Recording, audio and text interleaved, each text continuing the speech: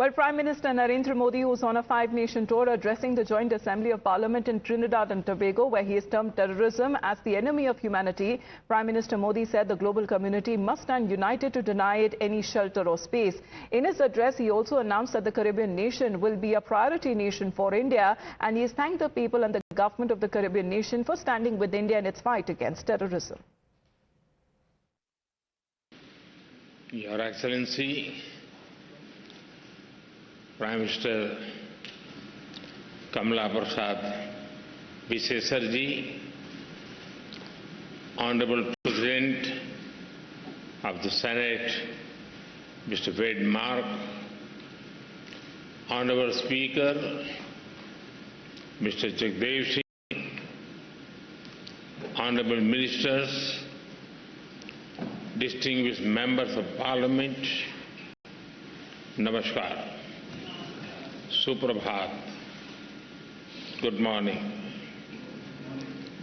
I am deeply honored to stand before you, the elected representatives of a proud democracy and a friendly nation.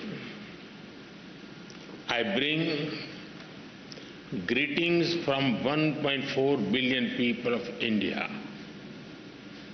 I also bring warm wishes from the people of Ghana, the country I visited just before arriving here.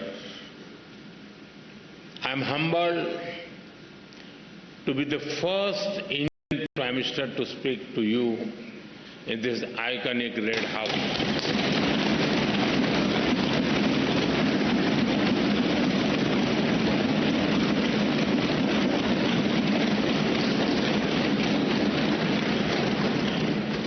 This historic red building has seen struggles and sacrifices of the people of Trinidad and Tobago for freedom and dignity.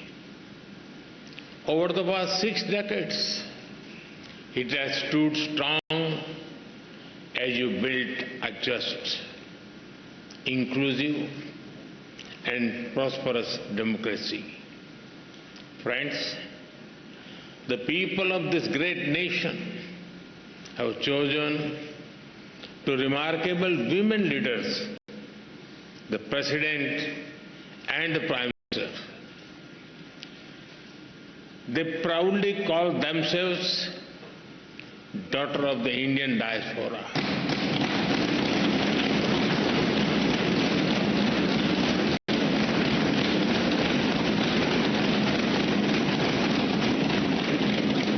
They take pride in their Indian heritage. In India, we admire their leadership, grit, and determination. They are living symbols of the relationship between our countries, built on shared roots and shared dreams. Distinguished members, both our nations rose from the shadows of colonial rule to write our own stories with courage as our ink and democracy as our pen. Today, both our nations stand as proud democracies and pillars of strength in the modern world. A couple of months ago, you celebrated the Festival of Democracy by participating in elections. I congratulate the people of this country for their wisdom and vision for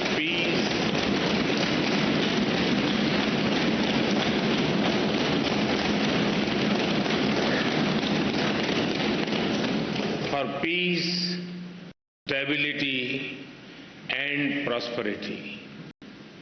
I also congratulate the newly elected members of this august House.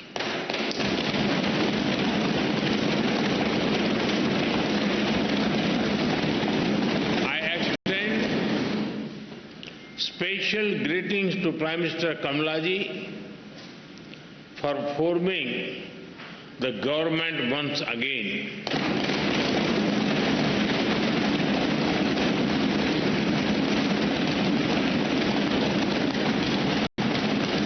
And I wish her continued success as she leads this great nation towards sustained growth and prosperity. Friends, when I look at the golden words of the Speaker's chair from the people of India to the people of Trinidad and Tobago, I feel a sense of emotion. That chair is not just a piece of furniture, but a powerful symbol of the friendship and trust between our two nations.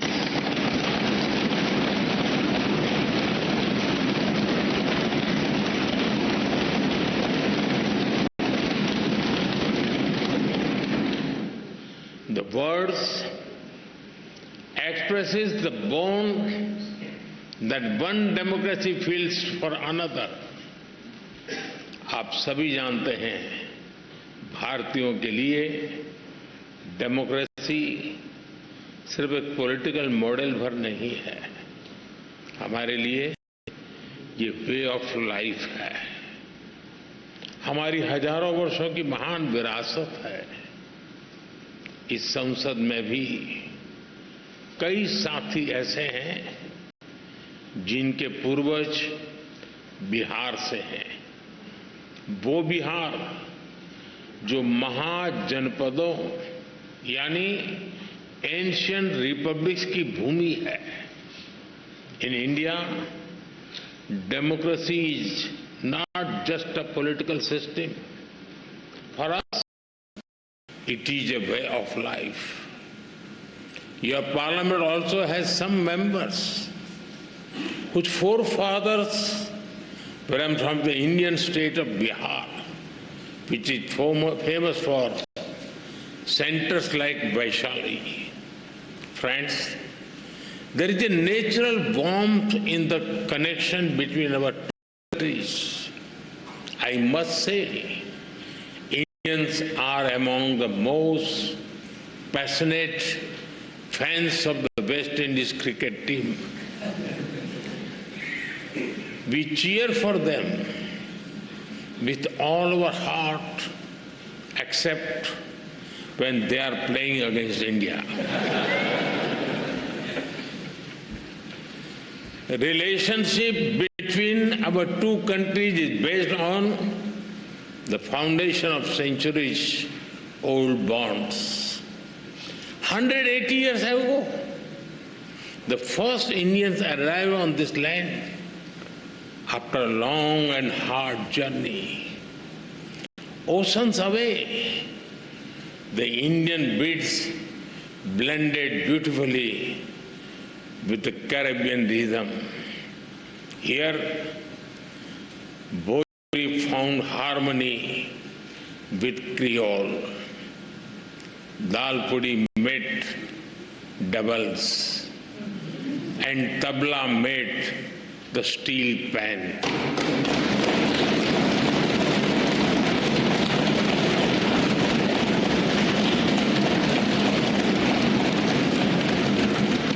Today, the people of Indian origin are proud bearers of the red, black and white flag.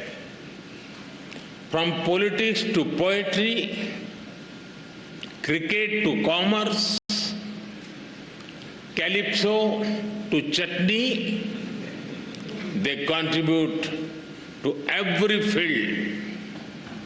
They are an integral part of the vibrant diversity that you all respect. Together, you have built a nation that lives its motto, together we aspire, together we achieve.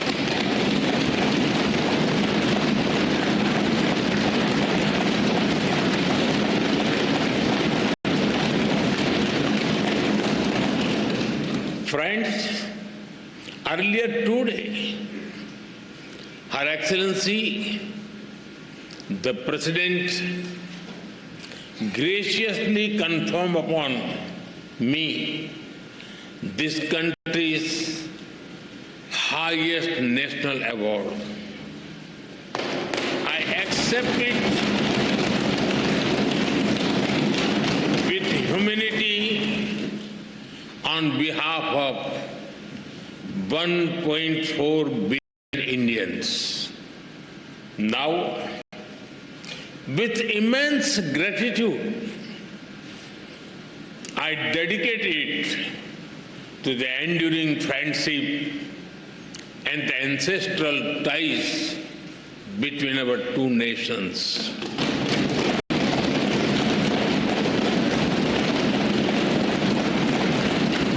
Friends, I'm delighted to so many women members in this House.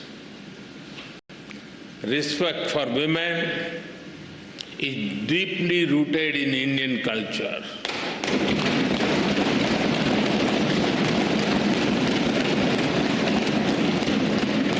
One of our important holy texts, the Skanda Purana, says, Dashaputra sama kanya dasaputran pravardhayan yat phalam labhate mratyam tat labhyam kanya ekaya.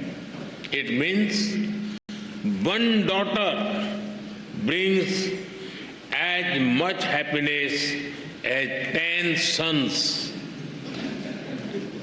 We are strengthening the hands of women to build a modern India. From space to sports, startups to science, education to enterprise, aviation to armed forces, they are leading India to a new future in various domains. Like you, we have our women who rose from humble beginnings to become our president.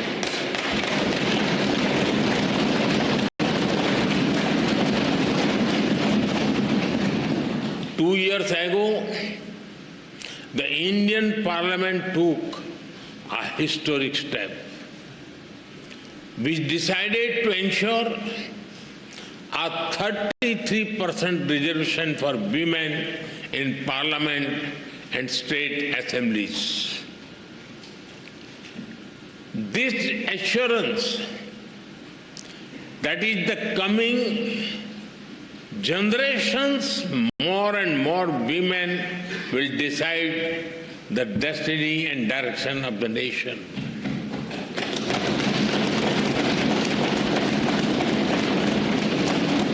Women leaders are also thriving at the grassroots in India. 1.5 million elected women power local governor institutions. We are in an era of women-led development. This was also one of the important themes that we furthered during our G20 presidency. हम भारत में women-lead development का एक नया model विकसित कर रहे हैं। अपनी G20 प्रेसिडेंसी के दौरान भी इस मॉडल की सफलता को हमने पूरी दुनिया के सामने रखा है। Distinguished members, today India is the fastest growing major economy in the world. every sector, every region, and every society is part of this growth story. India's growth is inclusive and people-centric. A recent report of the International Labour Organization notes that India's social security and welfare umbrella covers 950 million people. That is almost 1 billion people, which is a greater population than most countries in the world. Our vision for such inclusive growth does not stop at our borders. We see our development also as a responsibility towards others, and our priority will always be the global South.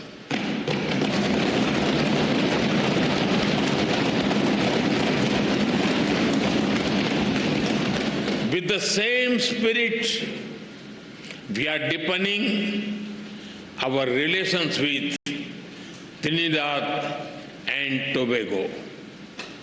Our trade will continue to grow. We will encourage our businesses to invest more in this country. Our development partnership will expand. Training capacity, building, and skill development will keep human development as its center. Health has been and will remain a key part of our partnership.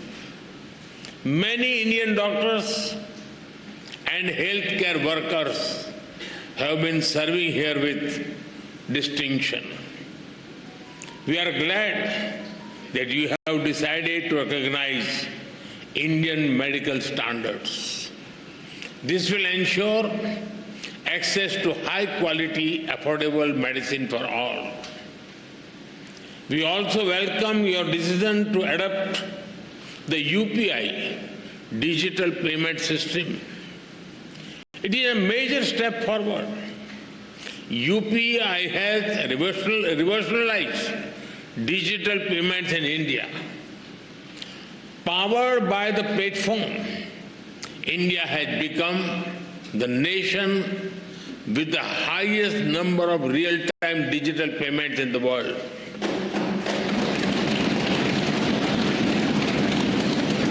Today, in India,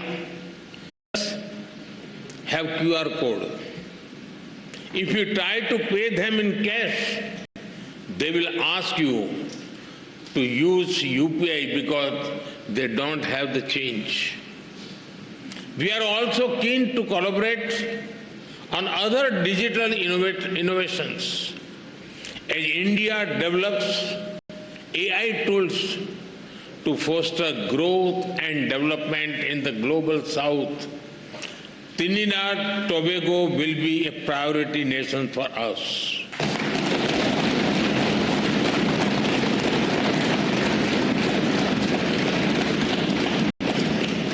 We will share our expertise in agriculture, horticulture, and food processing. Machinery from India will support our agro industry. And because development is about dignity, we will organize an artificial limb fitment camp and differently able citizens here.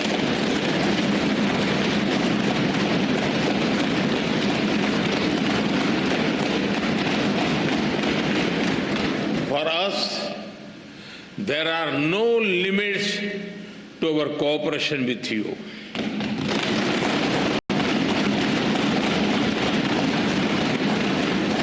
We will always be guided by your needs and priorities.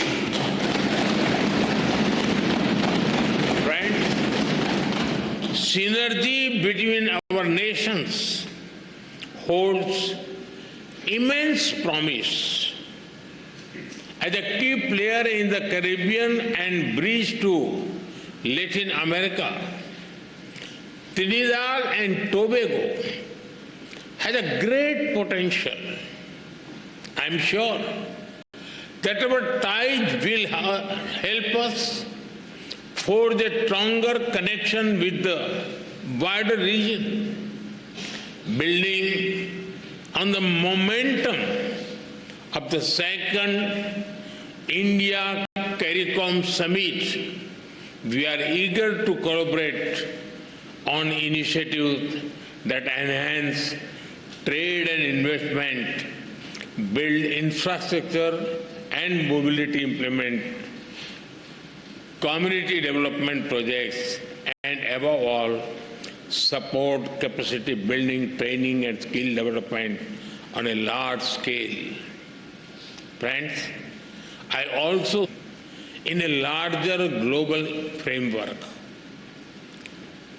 the scale and speed of change in the world is unprecedented. There are fundamental shifts in the nature of politics and power. Free trade is under pressure. There are growing global divisions, disputes, and disparities. The world is faced with challenges of climate change, food, health, and energy security. Terrorism remains a pressing threat. Colonial rules of the past may have ended, but their shadows linger in new forms. There are new challenges in space and cybersecurity. Artificial intelligence is unlocking the new opportunities as well as risk. The old institutions are struggling to deliver peace and progress. At the same time, the global South is rising. They wish to see a new and fairer world order. When the United Nations turned 75, there was great hope across the developing world. A hope that long-pending reforms would be realized, that their voices would finally be heard. But that hope has turned into disappointment. The voice of the developing world remains on the margins. India has always tried to bridge this gap. For India, Mahasagar, mutual and holistic advancement for society and growth across regions is the guiding vision for the global South. Whenever we got the opportunity, we have given voice to the global South. During our G20 presidency, we brought the concerns of the global South to the center of global decision making. During the pandemic, while caring for our 1.4 billion people, India provided vaccine and medicines to over 150 countries.